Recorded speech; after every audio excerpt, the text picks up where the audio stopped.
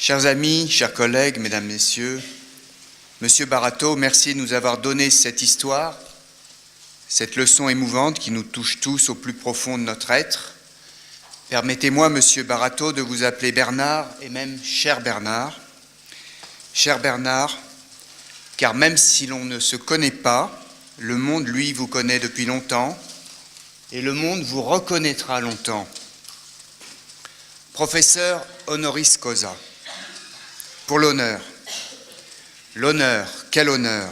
De quoi parle-t-on?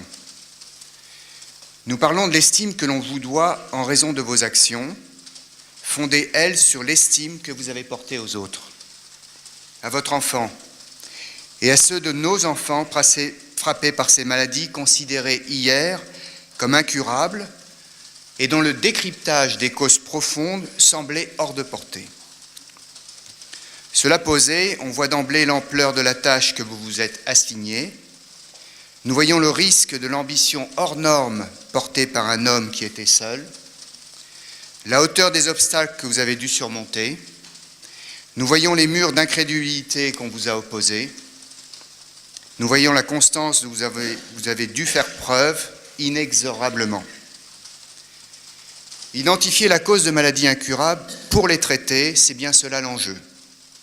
Traiter, c'est votre but. Identifier la cause pour désigner des cibles, c'est le moyen. Mais connaître les cibles permet également de prévenir la maladie par le conseil. Vous l'avez bien souligné à l'instant. Nous voilà ainsi en face de vos 3 premières lignes d'action, lignes qui ont puissamment mobilisé la recherche et changé les états d'esprit. Car il fallait industrialiser un monde qui ne l'était pas. Vous venez également de le souligner. Identifier, prévenir, traiter, 3 actions qui seront votre marque et marqueront votre parcours. Un parcours où il fallait dominer la peur et donner de l'espoir. Mais cela ne vous a pas suffi. Vous avez aussi voulu, en créant Téléthon, agir tout de suite, rester au plus près des familles, au contact de ceux qui souffrent et qui crient dans le désert, au contact de ceux dont la soif de respect et de considération était et reste toujours immense. Cela n'est pas pour rien, car ces montagnes invisibles de souffrances cachées, on le sait, déstructurent les êtres, cassent les familles et pour finir, isolent ceux qui en sont frappés et les entraînent dans un tourbillon de solitude. Et donc, vous vous êtes naturellement également attaqué à ces montagnes de solitude, car elles n'étaient pas prises en compte. Ainsi, Bernard, vous êtes de ceux que la souffrance, que la misère ne laisse pas les bras ballants, nous venons de le voir. Vous êtes de la lignée des Henri Dunant, bataillant sur les champs de bataille, montrant aux yeux du monde qu'il est des batailles qui dépassent les frontières et le temps, et que l'on gagne en se tenant la main. Les batailles que vous avez menées sont de cet ordre. Elles sont dans le champ des maladies génétiques et héréditaires, des maladies orphelines, des maladies handicapantes et souvent mortelles, et on ne comprenait rien dans le détail et qui, comme la guerre, n'ont pas de frontières. Mener de telles batailles suppose, on le voit, une détermination et une force hors norme, une vue à long terme, une opiniâtreté sans relâche. Ainsi, à l'université, il est des causes que l'on couronne au nom de la science, de la découverte et des ruptures conceptuelles que cela suppose, découvertes dont les sociétés devront ensuite se saisir pour construire le bien et éviter le pire. Mais il y a aussi d'autres causes couronnées par l'université.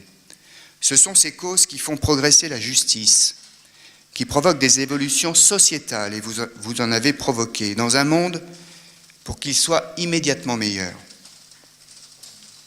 Aujourd'hui, donc, nous sommes en présence d'un être exceptionnel. Bernard Barato, doté, vous l'avez vu, d'une vision qu'il a traduite en combat, puis en action si particulière qu'il a réussi à cristalliser ces 2 dimensions du couronnement, bon de la science d'un côté, vous l'avez vu, évolution sociétale de l'autre, dans l'influence qu'il a exercée sur les mentalités. En effet, votre œuvre a tout d'abord conduit à une rupture conceptuelle, source de progrès considérable de la science au profit des malades. Parallèlement, et concomitamment, vous avez procédé à un déploiement majeur de force en imprimant une ligne de justice pour qu'une société meilleure ne laisse aucune humanité, aucune vie de côté. Ainsi, Bernard, ce n'est pas le président d'une université qui est en dette et qui vous doit. Ce sont des milliers et des milliers de familles qui vous le disent ce matin, haut et fort, depuis cette tribune. Pour que votre message porte loin, pour qu'il porte longtemps, et que l'on retienne qu'il n'y a pas de frein ou de bataille perdue, dès lors que, comme vous l'avez fait et démontré, on s'épaule pour marcher dans une même direction.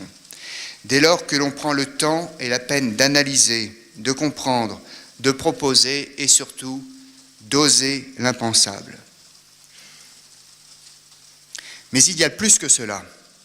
En vous écoutant à l'instant, je vous entends, Bernard, parler à des femmes et à des hommes qui, pour la majorité, ne savent pas de quoi vous parlez, parce qu'ils n'ont pas vécu ce que vous et d'autres ont vécu ou vivent.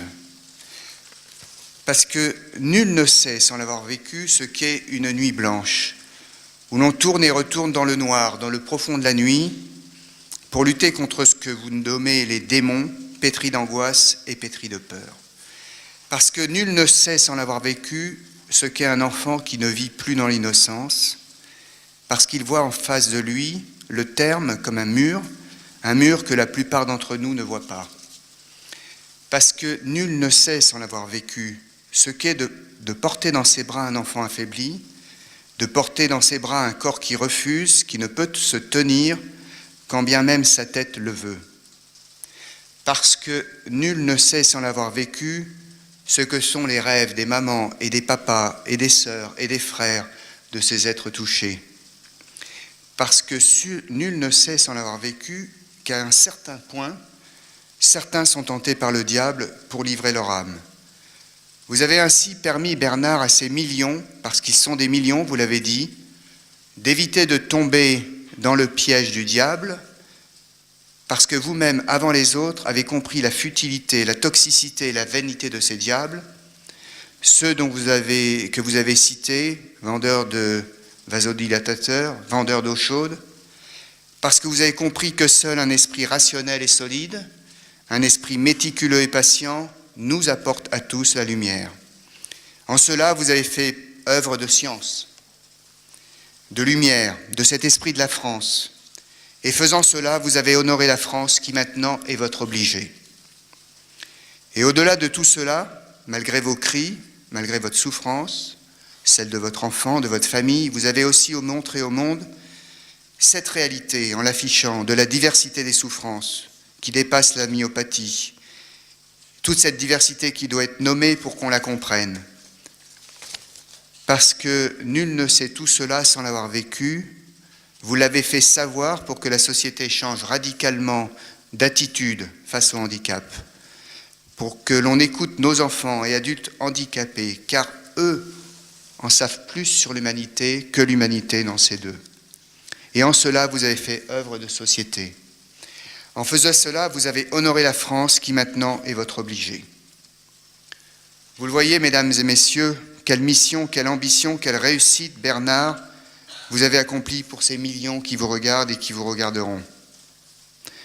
Après vous avoir vu ainsi déplacer ces montagnes, Bernard, il me reste, avant de vous décorer et à vous remercier, humblement, du fond du cœur, en vous donnant la hauteur du monde académique que vous méritez, il me reste à vous remercier comme un homme le doit doit le faire pour un homme de bien, pour un homme qui est bon, pour un homme entier que vous êtes avec vos passions et vos colères, pour l'homme qui ne lâche pas, pour l'homme qui aurait voulu aussi donner à son fils tout ce qu'il a donné au prochain et au monde. Vous nous avez donné la leçon du courage, la leçon des manches qu'on retrousse, la leçon de ceux qui refusent l'immobilisme d'organisation, on l'a vu, qui parfois barrent la route aux idées les plus folles, bloquent les projets les plus audacieux. Bernard, vous êtes passé outre l'avis d'un conseil scientifique, mais au fond, ce n'était pas cela qui était important. L'important, c'est que vous êtes passé outre des dogmes, comme Copernic, et comme Galilée, vous avez révolutionné un monde sans jamais vous renier. Et pour finir, je sens, sans le savoir puisque je ne vous connais pas, que jamais le matin vous vous êtes levé pour la gloire, pour la récompense des femmes et des hommes, ou bien de celle des institutions. Et cela vous honore. Je sens que vous êtes levé, vous, pour l'armée de celles et de ceux qui ont tant souffert du silence aveugle de leurs concitoyens et qui trop souvent ont été repoussés au-delà de murs. Vous êtes levé le matin pour tous ceux qui connaissent par cœur les portes fermées. Ils pourraient les réciter. Handicapés devant des portes fermées. Quoi de plus monstrueux pour nos enfants et amis, avides de lumière, avides d'amour, pleins de cette humanité qui est propre de l'homme. Je sens que vous vous êtes levé, Bernard, pour nos enfants et amis qui veulent surmonter cette angoisse qui colle, telle la poisse, pour sentir leur force, pour qu'ils rêvent notre terre comme un vaisseau de partage, une terre qui a la ressource, j'en suis sûr, pour sauver et des femmes, et des hommes, et des âmes. En vous levant pour cela, Bernard, vous avez montré aux astres, au soleil, aux planètes, combien les hommes peuvent être heureux quand ils partagent des hivers, des étés et des printemps pour se réveiller de leur engourdissement intellectuel et physique. En vous levant pour ça, Bernard, vous nous avez simplement remplis d'énergie pour tuer ce qui asphyxie et qui tue lentement des êtres différents. Monsieur Bernard Barateau, c'est cela que l'histoire retiendra de vous et de vos actions, une histoire déjà inscrite dans l'histoire.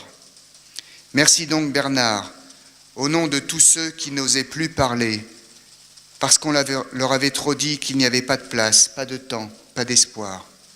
Merci pour tous ceux qui savent ce que c'est de se battre contre des moulins à vent pour trouver une place dans des cœurs qui rechignent à les aimer. Merci d'avoir créé cette place, d'avoir donné ce temps, d'avoir créé cet espoir, et un espoir fondé sur une parole juste, une parole de raison. Merci Bernard, merci Jacqueline, merci à votre famille, à vos enfants, merci pour l'humanité.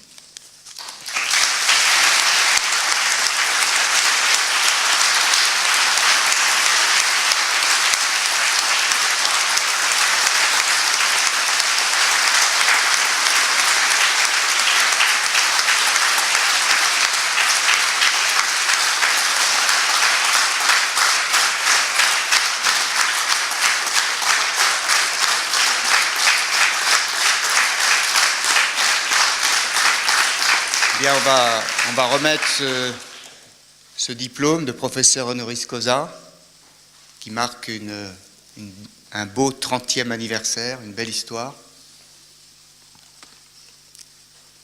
Alors, qu'est-ce que je dois faire ?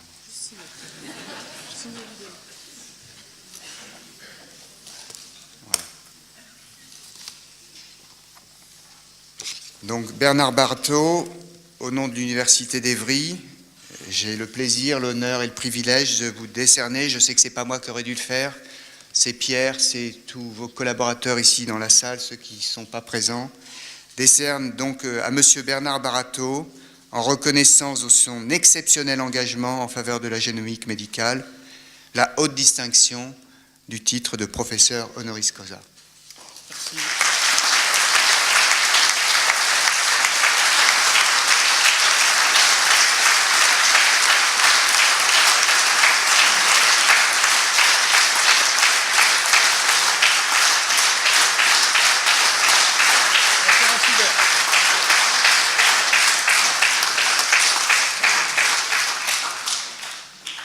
Voilà.